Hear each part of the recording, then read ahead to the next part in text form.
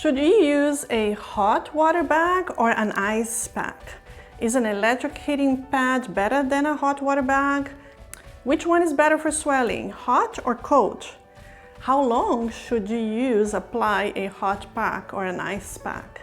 Hi, I'm Dr. Andrea Furlan, a pain specialist in Toronto, Canada. And today, I'll talk to you about the application of hot or cold to treat pain.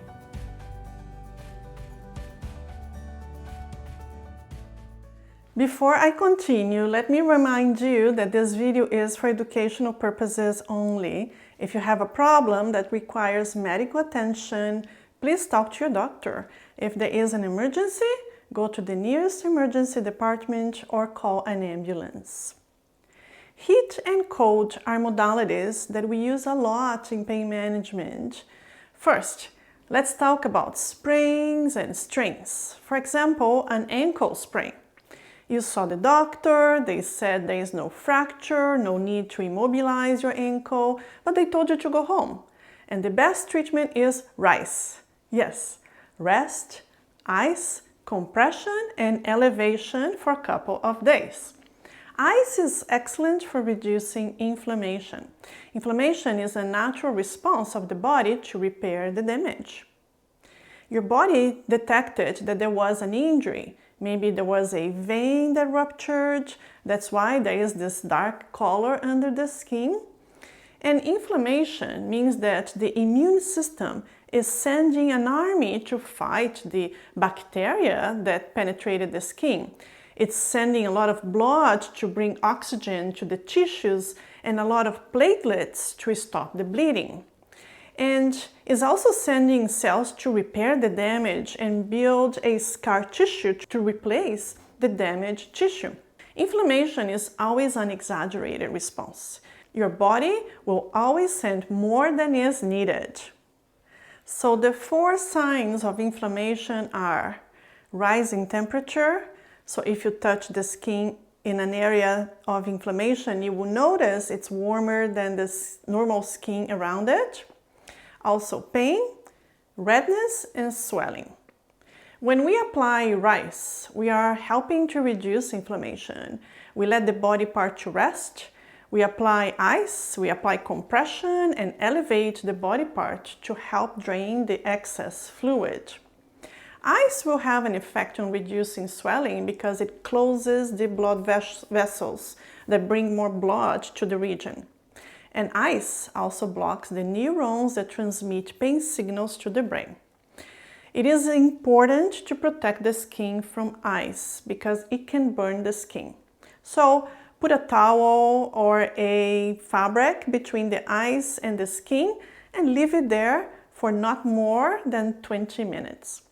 You may apply 3, 4, 5, 6 times a day or even more for the first 3 or 7 days. When you see that the swelling is reduced and the pain is better, you may stop using ice. Ice is also good for other types of pain, not just pain from sprains. In case of shoulder tendinitis, trochanteric bursitis, toothache, even headaches.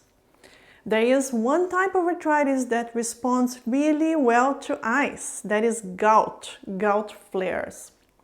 Any type of ice pack is good. You can just grab some ice cubes from the freezer, tuck them in the bag and apply.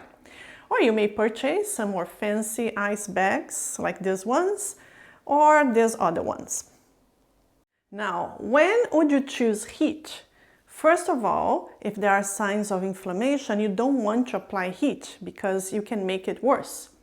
Heat is excellent for muscle pain. When there is an acute injury, let's say to the knee, you may apply ice to the knee, you use compression, but the muscles around the knee will get tense. They will contract to protect the knee and they may develop myofascial trigger points. So, you may apply heat to the muscles while you are applying ice to the knee. Or after a week that the inflammation of the knee is better, you may continue applying just the heat to the muscles until they return to a normal state. Muscles that get tense during an acute injury tend to stay like that for many weeks. They need some help to relax. In case of chronic inflammatory diseases like osteoarthritis, I also recommend applying heat to the stiff and creaky joints, especially in the morning when there is a need to lubricate the joints. For low back pain, there is very little evidence that ice or cold applications are helpful, but there is some evidence that heat helps. And they can apply heat for about 20 minutes, preferably moist heat, like a hot pack, a hot bath, a hot towel. If they use an electrical heating pad, it's important to avoid sleeping with them in bed, as they may burn the person when they sleep. Now, which one is best, a hot water bag or an electrical heating pad? I prefer moist heat. Even better, if possible, would be a towel immersed in hot water, or even a hot water bath where the whole body is immersed in hot or warm water. There is one situation that we recommend a contrast bath. It means to alternate hot and cold to the same area. We use a contrast bath to reduce swelling in the foot or in the hands. The person is instructed to prepare 2 buckets, one with very warm water around 40 Celsius or 104 Fahrenheit, and the other bucket contains ice cold water. The person starts immersing the limb in cold water for 2 minutes, then moves to the second bucket of warm water for 30 seconds. They do this for 15 minutes total. The first and last should always be the cold water. They can do this 3 times a day until the swelling is reduced. People with cancer may find the application of heat and cold helpful. However, they have to be careful to avoid burning the skin with either ice or heat. They should avoid applying to skin areas that are tender from radiation treatment or areas where the skin is open or broken. Also, never apply to bare skin and avoid areas with poor circulation. They should always check with their doctors. How about children or people with very thin skin? Can they use ice or hot packs?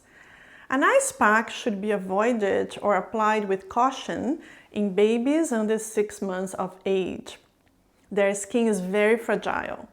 For older children, it's safe, and an ice pack should be applied for no longer than 10 minutes. A hot, wet towel or face cloth could be used in a plastic bag and wrapped around a child's limb to apply heat. The child should never be left alone with a hot pack. It is important to check the skin for signs of redness, blisters, or burning, as they may not be able to vocalize what they are feeling. So if you like this video, don't forget to like it, to subscribe to this channel, and watch my next video here. Goodbye!